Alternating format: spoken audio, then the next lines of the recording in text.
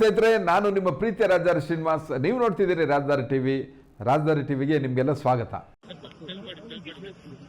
ಇವತ್ತು ನಿನ್ನೆ SIR ಬಗ್ಗೆ ಮತ್ತು ನಮ್ಮ GBA ಎಲೆಕ್ಷನ್ ಬಗ್ಗೆ ಪಕ್ಷದ ಸಂಘಟನೆ ಬಗ್ಗೆ ನಾವೆಲ್ಲರಿಗೂ ಜವಾಬ್ದಾರಿ ಕೊಟ್ಟಿದ್ದೀವಿ. ಎಲ್ಲ ಡಿಸ್ಟ್ರಿಕ್ಟ್ ಮಿನಿಸ್ಟರ್ಸ್ ಕಂಪಲ್ಸರಿ ಪ್ರತಿ ವಿಧಾನಸಭಾ ಕ್ಷೇತ್ರನೂ ಕೂಡ ಅವರು ಟೂರ್ ಮಾಡಲೇಬೇಕು. ಮಾಡಿ ಕಾರ್ಯಕರ್ತರ ಸಭೆಯನ್ನ ಮಾಡಬೇಕು.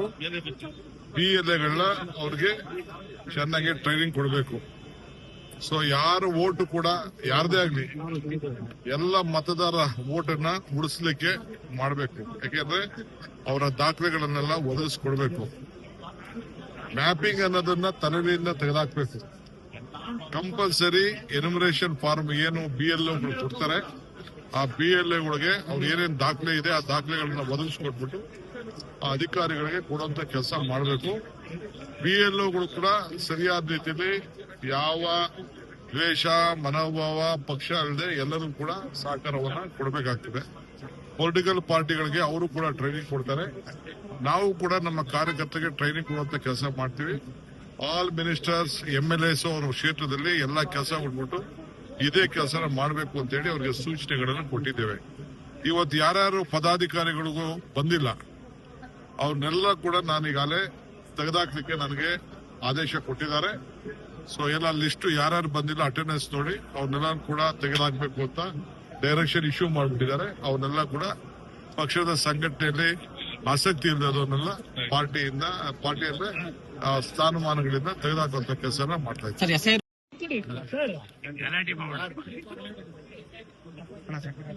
SIR ಬಗ್ಗೆ ಬಿಜೆಪಿ ಸರ್ಕಾರ ಕೇಂದ್ರದಲ್ಲಿ ನಡೆಸ್ತಾ ಇರೋ ಒಂದು ವ್ಯವಹಾರ ನಮಗೆಲ್ಲ ತುಂಬಾ ಇಡೀ ದೇಶದ ಜನಕ್ಕೆ ಅನ್ಯಾಯ ಮಾಡ್ತಾ ಇದ್ದಾರೆ.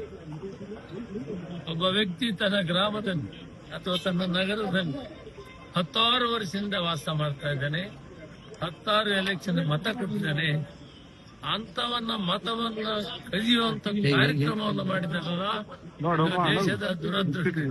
ಇದು ಪ್ರಜಾಪ್ರಭುತ್ವದ ಕೊಲೆಯಾಗಿದೆ ಮತ್ತು ಸಂವಿಧಾನವನ್ನ ಅವರು ಕಗ್ಗೊಲೆ ಮಾಡಿದ್ದಾರೆ.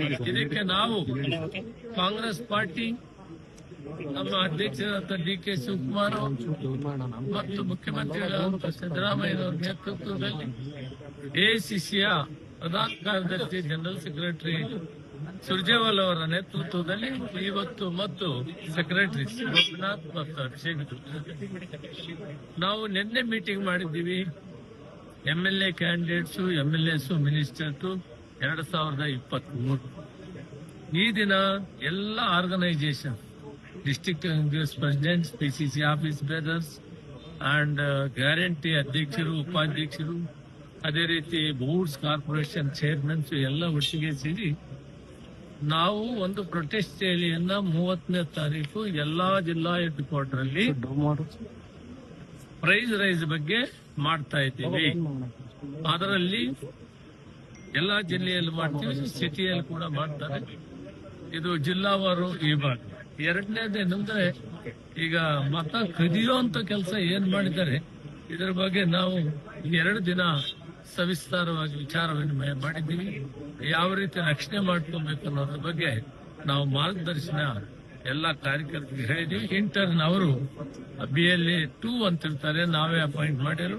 ಅವ್ರ ಮುಖಾಂತರ ಎಲ್ಲ ಹಳ್ಳಿಯಲ್ಲಿರೋ ಜನರಿಗೆ ಕೂಡ ಮನವರಿಕೆ ಮಾಡೋದನ್ನ ಮಾಡ್ತೀವಿ. ಸರ್, ತಾವು ದೆಹಲಿಗೆ ಹೋಗ್ತಾ ಇದ್ದೀರಾ? ಮುಖ್ಯಮಂತ್ರಿಗಳು ಹೋಗ್ತಾ ಇದಾರೆ, ಉಪಮುಖ್ಯಮಂತ್ರಿಗಳು ನಾನು ಹೋಗ್ತೀನಿ ಅಂತ ಇದ್ದಾರೆ. ತಾವೇನಾದ್ರೂ ಹೋಗ್ತಾ ಇದ್ದೀರಾ ಸರ್? ನಾವು ಹೋಗ್ತಾ ಇದ್ದೀವಿ. ಅವರಿಬ್ಬರನ್ನ ಕರೆದಿದ್ದಾರೆ, ಅವ್ರು ಹೋಗಿ ಬರ್ತಾರೆ. ಇವತ್ತಿಷ್ಟೇ ಈ ಕಾರ್ಯಕ್ರಮ ನಿಮ್ಮೋಟು ಕದ್ದು ಬಿಡ್ತಾರ. ನೀವೇನಾದ್ರೂ ಬಿಜೆಪಿ ವಿರುದ್ಧ ಮಾಡಿದ್ರೆ ನಿಮ್ಮೋಟು ತೆಗೆದು ಬಿಡ್ತಾರೆ.